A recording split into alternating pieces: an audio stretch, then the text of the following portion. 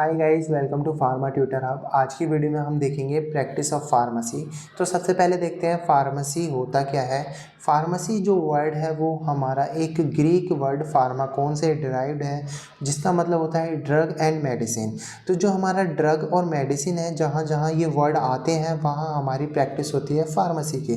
तो अगर हम इसे और इजी तरीके से समझें तो कुछ एग्जांपल देखते हैं प्रैक्टिस ऑफ फार्मेसी के, जिससे हमें अच्छे से समझ में आएगा कि जो हमारी फार्मेसी है, उस जो हमारी प्रैक्टिस ऑफ फार्मेसी है वो होती क्या है। तो इसका सबसे पहला और सबसे इजी एग्जांपल है ड्रग की डिस्ट्रीब्यूशन, डिस्पेंसिंग। ये एक फार्मेसी प्रैक्टिस होती है जिसके अंदर क्या होता है, एक प्रिस्क्रिप्शन हमें मिलता है जिसके अकॉर्डिंग हमें ड्रग को डिस्पेंस करना होता है, पेशेंट को बताना होता है कि कैसे ये ड्रग लेनी है, कैसे ये ड्रग के क्या यूजेस हैं। ये सारी चीज़ें हमारी डिस्पेंसिंग के अंदर आती है, ठीक है। तो ये जो चीज़ें हैं ये प्रैक्टिस ऑफ फार्मेसी के अंदर आती हैं। इसके अलावा अगर देखें हम प्रैक्टिस ऑफ फार्मेसी के अंदर, तो ड्रग को मॉनिटर करना, ड्रग हमारी बॉडी के अंदर जाने के बाद में किस तरीके से बॉडी से इंटरेक्ट करती है, क्या साइड इफ़ेक्ट होते हैं, क्या एडवर्स इफ़ेक्ट होते हैं, ये फार्मेसी प्रैक्टिस के अंदर आता है। इसके अलावा देखें तो ड्रग का जो डेटा है, कितनी हमने बाय करी, कितनी हमने सेल करी, ये प्रॉपर रिकॉर्ड रखना भी एक फार्मेसी प्रैक्टिस के अंदर आता है।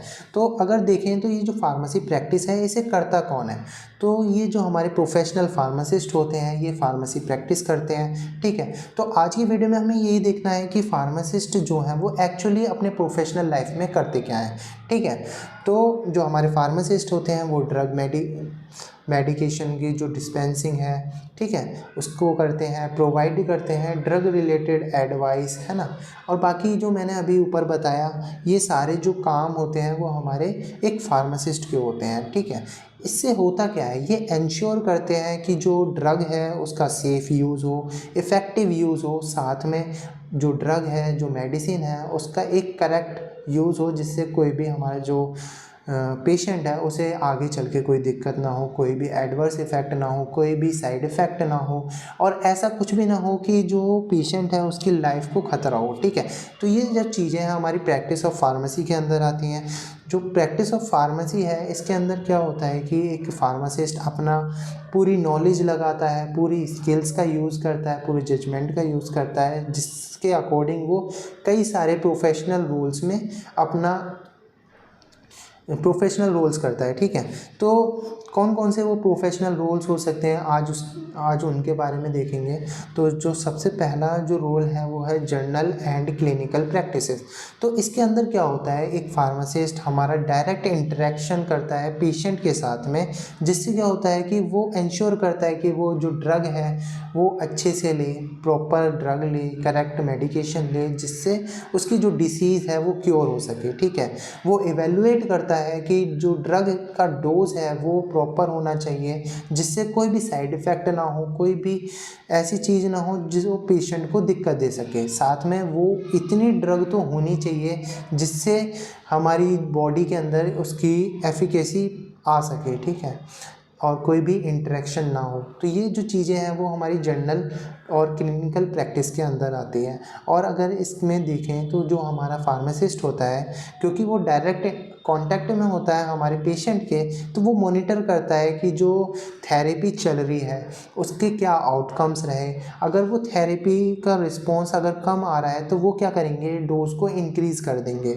और अगर थेरेपी का रिस्पॉन्स ज़्यादा आ रहा है तो वो क्या करेंगे, डोज रिड्यूस कर देंगे, जिससे क्या होगा कि एक प्रॉपर जो रिक्वायर्ड थेरेपेटिकल रिस्पॉन्स चाहिए हमें किसी भी थेरेपी का, तो वो हमें मिल सके, ठीक है। तो ये सारी चीज़ें हमारी क्लिनिकल प्रैक्टिस के अंदर आती हैं। इसके बाद में देखें तो हमारा जो फार्मासिस्ट होता है प्रोफेशनल रोल क्या कर सकता है, तो इसके अंदर आता है एकेडमिक्स प्रैक्टिस। तो क्या होता है कि हमारे जो फार्मासिस्ट होते हैं वो टीच करते हैं, इस जो हमारे फ्यूचर फार्मासिस्ट हैं उनको ट्रेनिंग दे सकते हैं, उन्हें पढ़ा सकते हैं। तो ये एज हमारा एकेडमिक प्रैक्टिस के अंदर आ जाता है, ठीक है। और क्या करते हैं हमारे फार्मासिस्ट, वो कंडक्ट करते हैं रिसर्च, है ना। वो रिसर्च कंडक्ट कर सकते हैं, वो सेमिनार कर सकते हैं, एजुकेशनल प्रोग्राम्स कर सकते हैं, जिससे क्या होगा कि उन्हें सेल करके, ठीक है, वो क्या कर सकते हैं, हमारे जो न्यू फ्यूचर फार्मासिस्ट हैं उनको गाइड कर सकते हैं, ठीक है, एजुकेट कर सकते हैं स्टूडेंट को कि किस तरीके से ड्रग बनाई जानी चाहिए, ठीक है, किस तरीके से उसका डिस्ट्रीब्यूशन करना चाहिए, क्या उसके एक्शन होंगे, उसके बारे में वो एजुकेट कर सकते हैं और एनकरेज कर सकते हैं कि वो जो लर्निंग उन्होंने ली है वो किस तरीके से दूसरे जो फार्मासिस्ट हैं उन्हें दे सकें, ठीक है, और साथ के साथ में किस तरीके से जो प्रोफेशनल डेवलपमेंट है उसको हम कर सकते हैं, उसके बारे में भी हमारे फार्मासिस्ट बता सकते हैं, ठीक है। नेक्स्ट है हॉस्पिटल फार्मेसी। हॉस्पिटल फार्मेसी के अंदर क्या होता है कि हमें मैनेज करनी होती है हॉस्पिटल की इन्वेंट्री, कितनी ड्रग हमने ली, कितनी हमने डिस्पेंस कर दी, उसकी प्रॉपर इन्वेंट्री हमें मैनेज करनी होती है। साथ में क्या करना होता है कि हमें ड्रग को डिस्पेंस भी करना होता है। तो ये जो चीज़ें आती हैं वो हमारी हॉस्पिटल फार्मेसी के अंदर आ जाती हैं। इसके बाद में देखें तो आती है fourth point, community pharmacy. Community pharmacy के अंदर हमारी रिटेल फार्मेसी आ जाती है, केमिस्ट शॉप आ जाती है, ठीक है। तो इसके अंदर क्या होता है कि हम डायरेक्ट कांटेक्ट करते हैं हमारे जो पेशेंट होते हैं उनके साथ में, उसमें हम क्या करते हैं, डिस्पेंस करते हैं मेडिकेशंस को, ठीक है, उन्हें प्रॉपर नॉलेज देते हैं, उन्हें गाइड करते हैं कि जो ड्रग हमने दी है उसे किस तरीके से लेना है, ठीक है। साथ के साथ में एक कम्युनिटी फार्मेसी के अंदर हम क्या कर सकते हैं, क्लिनिकल रोल्स कर सकते हैं, जैसे ब्लड प्रेशर चेक कर सकते हैं पेशेंट का, अस्थमा मैनेजमेंट कर सकते हैं, और जो लाइफ स्टाइल काउंसलिंग है उन्हें बता सकते हैं क्या करने से क्या दिक्कतें हो सकती हैं, ठीक है। तो ये जो काउंसलिंग है, लाइफ स्टाइल काउंसलिंग, कि हमें ऐसा करना चाहिए जिससे हमें दिक्कत ना हो, ठीक है। तो ये जो चीज़ें हैं हमारी कम्युनिटी फार्मेसी के अंदर आ जाती हैं। इसके बाद में जो फिफ्थ रोल है एज अ प्रोफेशन एक फार्मासिस्ट कर सकता है वो फार्माकोविजिलेंस है, जिसके अंदर हमें डिटेक्ट करना होता है, असेस करना होता है, अंडरस्टैंड करना होता है और प्रिवेंट करनी होती हैं जो भी हमारी एडवर्स ड्रग रिएक्शंस हो रही हैं बॉडी के अंदर, ठीक है, उनको सबसे पहले पता लगाना होता है, ठीक है, उनके बारे में पता लगाना होता है, किस तरीके से हम उन्हें बचा सकते हैं एडवर्स ड्रग रिएक्शन को। तो ये सारी हमारी फार्माकोविजिलेंस के अंदर आ जाती हैं। इसके अलावा अगर हम देखें तो जो नेक्स्ट है sixth point, research and development. तो एक हमारा जो प्रोफेशनल फार्मासिस्ट है वो रिसर्च एंड डेवलपमेंट में भी जा सकता है, ठीक है, वो डेवलप कर सकता है, नई वैक्सीन प्रिपेयर कर सकता है और क्लिनिकल ट्रायल्स कर सकता है, ठीक है, वो फॉर्मुलेशन के साथ में काम कर सकता है ना, उनको डेवलप कर सकता है, वैक्सीन को बना सकता है और क्लिनिकल ट्रायल्स में भी वो रिसर्च एंड डेवलपमेंट के अंदर कर सकता है, ठीक है। इसके अलावा क्या कर सकता है, R&D के अंदर चूज़ कर सकता है सूटेबल एक्सिपिएंट, जिससे कोई नई डोसेज फॉर्म बनाई जा सके, ठीक है। तो ये सारी चीज़ें जो हमारी आती है रिसर्च एंड डेवलपमेंट के अंदर आती है। मेजरली हमारे जो फार्मासिस्ट होते हैं वही इसके अंदर जाते हैं और वो भी हायर नॉलेज वाले जो फार्मासिस्ट होते हैं, ठीक है। इसके बाद में क्या कर सकते हैं, फार्मास्यूटिकल मार्केटिंग एंड मैनेजमेंट, ठीक है। तो जो हमारा फार्मास्यूटिकल मार्केटिंग एंड मैनेजमेंट पूरा सिस्टम होता है, इसके अंदर हमारे MRs आते हैं, ठीक है। तो MR क्या होता है, मेडिकल रिप्रेजेंटेटिव होता है, जो प्रमोट करते हैं मेडिसिन को, नेटवर्क बनाते हैं कस्टमर के बीच में, मतलब एक फार्मास्यूटिकल कंपनी और एक हमारे जो डॉक्टर्स होते हैं, हेल्थ केयर प्रोफेशनल्स होते हैं, उनके बीच में लिंक बनाते हैं, ठीक है, और उन्हें बताते हैं कि जो हमारा प्रोडक्ट है वो क्या मतलब उसका क्या यूज़ हो सकता है, क्या क्या उसके अंदर प्रेजेंट होता है। तो ये सारा हमारा MR का रोल होता है, ठीक है। एंड पब्लिक अवेयरनेस, मतलब हमारी जो फार्मास्यूटिकल मार्केटिंग होती है वो पब्लिक अवेयरनेस भी फैला सकती है, साथ के साथ में एजुकेट कर सकती है डॉक्टर को प्रोडक्ट के बारे में, जिससे उनकी मेडिसिन प्रमोट हो, उनकी सेल इंक्रीज़ हो, जिससे क्या होगा, ओवरऑल ग्रोथ होगी एक फार्मास्यूटिकल कंपनी की, जिससे क्या होगा कि उनकी डेवलपमेंट हो सकेगी और वो अपनी ग्रोथ शो कर सकेंगे, ठीक है। इसके बाद में क्या हो सकता है, मार्केटिंग रोल के अंदर मार्केटिंग कंडीशन को वो मैनेज कर सकते हैं, जैसे टेम्परेचर, लाइट, मॉइस्चर, ये सारी जो चीज़ें होती हैं एक फार्मास्यूटिकल मार्केटिंग मैनेजमेंट देखता है, और एक प्रॉपर स्टोरेज, ड्रग स्टोरेज को मैनेज करता है, जिससे क्या हो, उनकी जो ड्रग है वो स्टेबल रह सके, ठीक है।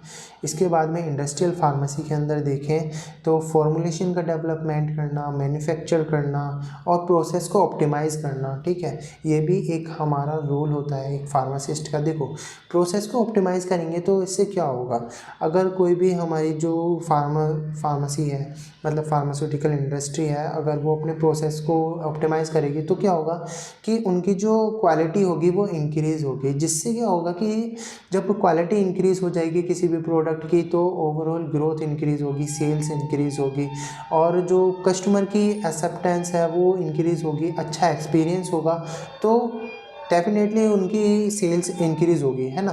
तो ये जो चीज़ें हमारी इंडस्ट्रियल फार्मेसी के अंदर आ जाती हैं। इसके बाद में involvement in the quality control, quality assurance. तो इंडस्ट्रियल फार्मेसी के अंदर क्वालिटी कंट्रोल, क्वालिटी एश्योरेंस का बहुत ज़्यादा इंपॉर्टेंस होता है, ठीक है। ये प्रोडक्ट की क्वालिटी को एश्योर करते हैं कि जो भी हमारा प्रोडक्ट बनेगा वो एक प्रॉपर क्वालिटी का होगा, है ना।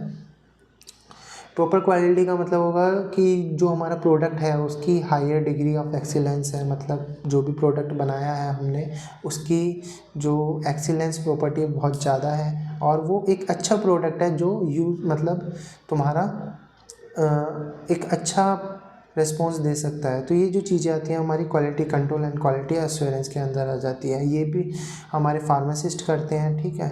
इसके बाद में managing regulatory affairs, production SOPs, safety protocols and staff training, ये सभी जो चीज़ें हैं इंडस्ट्री के अंदर एक फार्मासिस्ट ही करता है, ठीक है। वो ट्रेन करता है स्टाफ को जिससे एक क्वालिटी प्रोडक्ट बन सके, सेफ्टी प्रोटोकॉल्स बनाता है जिससे कोई भी मतलब कोई भी दिक्कत ना हो, सेफ़ प्रोडक्ट बने, सेफ्टी बनी रहे, टीम वर्क के अंदर सेफ्टी बनी रहे इंडिविजुअल की, ठीक है। प्रोडक्शन SOPs बनाते हैं, standard operating procedure. Standard operating procedure एक ऐसे प्रोसीजर्स होते हैं जिससे क्वालिटी एनहेंस होती है, ठीक है। इन्हें हमें फॉलो करना होता है जब भी हम कोई भी ड्रग फॉर्मुलेट कर मतलब प्रोड्यूस करते हैं, है ना। जिससे क्या होगा कि हमारे जो कंटिन्यूस बैच जो होते हैं वो बनते रहते हैं, ठीक है, उनकी क्वालिटी सेम रहती है। क्योंकि अगर हम क्या करें किसी बैच की क्वालिटी अच्छी कर दें और किसी की ख़राब कर दें तो क्या होगा कि बाद में जाके वो मार्केट के अंदर दिक्कत ही देगा। वैसे तो हम किसी की जो क्वालिटी है वो ऐसे ख़राब नहीं कर सकते, ठीक है, उनको प्रॉपर वो फेल कर दिया जाएगा अगर हमने ऐसा किया तो, ठीक है। इसके बाद में मैनेज रेगुलेटरी अफेयर्स, इसमें भी हमारा फार्मास्यूटिक जो प्रोफेशनल होते हैं फार्मासिस्ट उनका रोल होता है, ठीक है। तो ये सारी चीज़ें थी प्रैक्टिस ऑफ फार्मेसी के अंदर। नेक्स्ट वीडियो में हम देखेंगे कि फार्माकोपिया क्या होती है, कई तरीके की फार्माकोपिया देखेंगे, IP BP USP, है ना। तो till then thanks for watching.